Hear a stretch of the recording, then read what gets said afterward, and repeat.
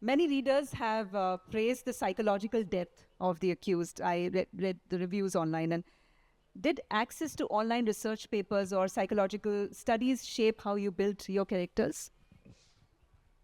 Psychological studies, yes. But rather than online research, I found that in this specific case, using technology to reach out to people who are experts in their field helped me a lot better. Because I'm like, if this person has been in an abusive marriage, how would she behave?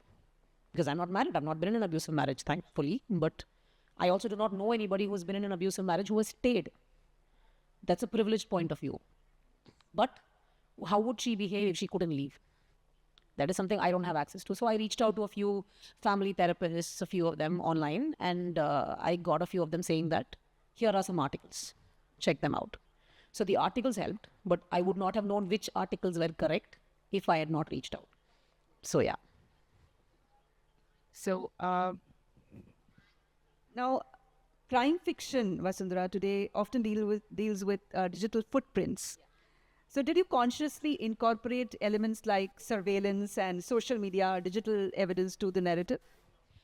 Hanji, for me, social media is something that you cannot avoid. Like even though technically TikTok is banned, those who still have the app installed on their phone, they are still not deleting it, or they're not, whatever app is available, people are on it.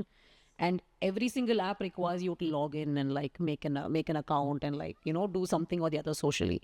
So social media for me was a very, very important aspect because of the social aspect of it. It is quite anticlimactic because social media makes you quite antisocial. So for me, it was like the more time people spend on social media, the less time they are emotionally fulfilled. And the more extreme comments, the extreme actions they take. And for me, social media, the thought of including social media was, like I said, if a person is having a bad day, he can go on somebody, or he or she can go under somebody's profile or something and just comment something nasty. Makes them feel better. You could have ruined a life. And because it is technology, we act as if it's not real life.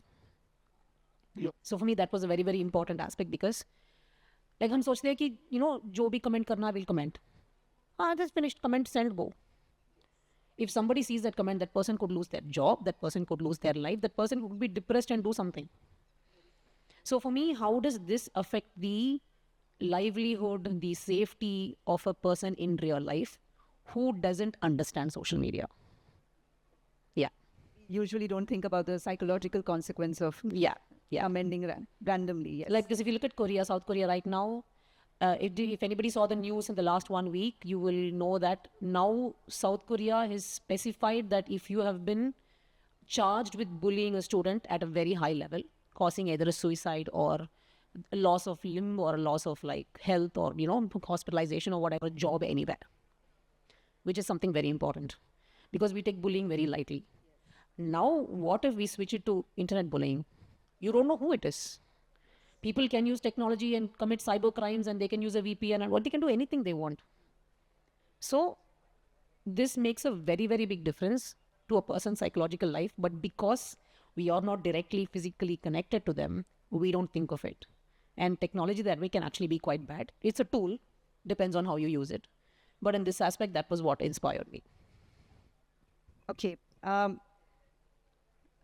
Vasundhara is someone working in cinema, writing, visual art.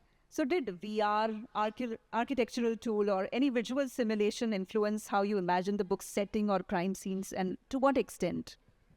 I made my victim's house in a game. So I tried drawing it and I was like, no, I need to see it move. So I made my victim's house in a game.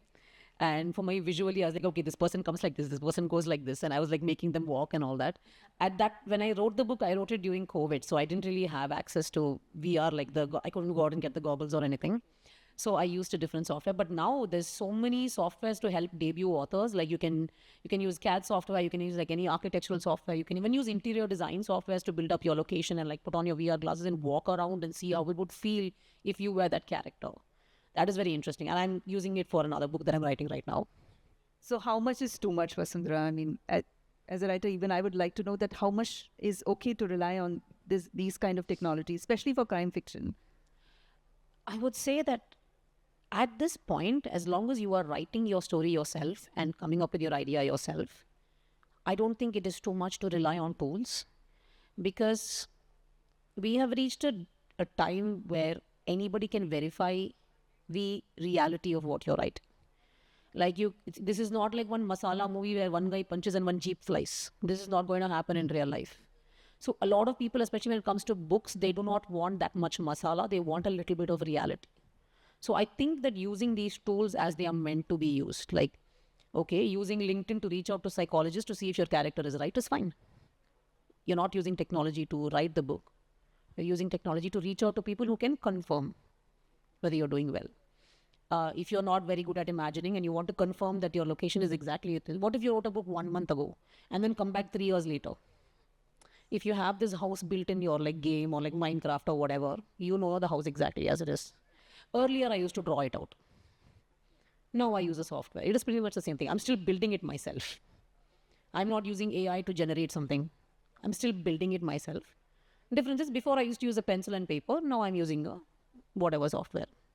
Either like Illustrator or like, whatever, Blender or whatever. So, technology is only an assistant. You're the brain, That is what is mind important. behind I feel like if you use technology to do your thinking, then you don't exist anymore. Very true.